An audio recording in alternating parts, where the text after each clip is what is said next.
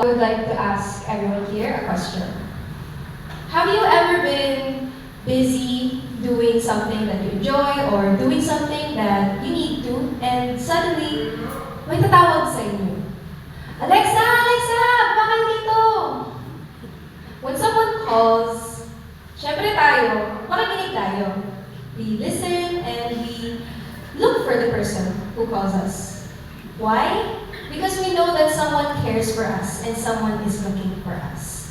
And someone wants our attention. Did you know that God calls us too?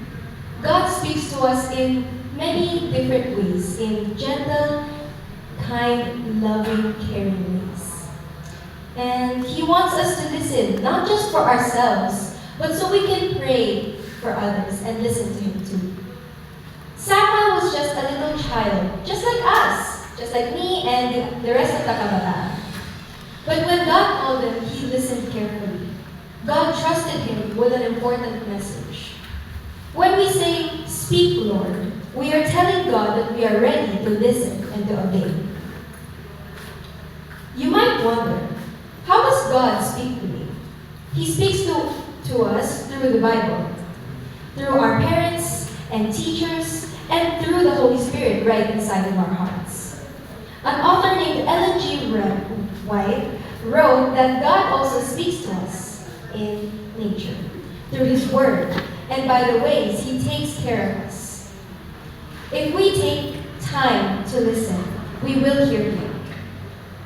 Jesus tells us exactly how this works in the book of John.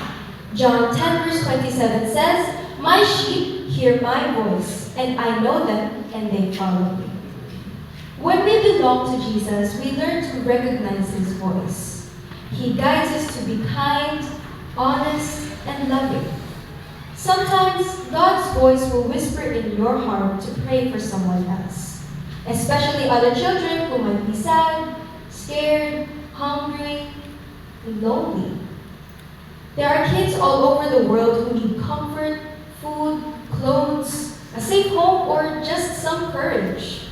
When we pray, we are calling God to help them. Don't ever think your prayers don't matter just because you're young or just because you think you're not worthy or not enough.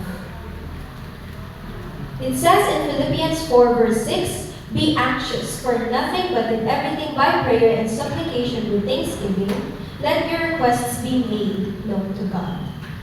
This means we can talk to God about everything, our own needs, and even the needs of others.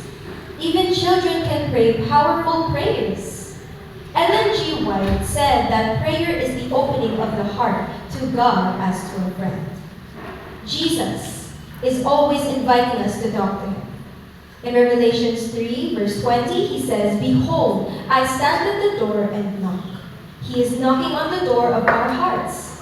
When we pray for others, we open that door and say, "Lord, please help them. Please comfort them and please give them strength." In conclusion, God loves it when you listen to His voice and when you pray for others. The next time you feel a little nudge in your heart to be kind, to share, or to pray for someone, you remember Samuel's words, "Speak, Lord, for your servant is here."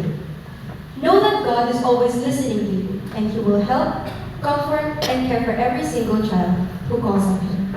That is all. Thank you and happy Sunday. And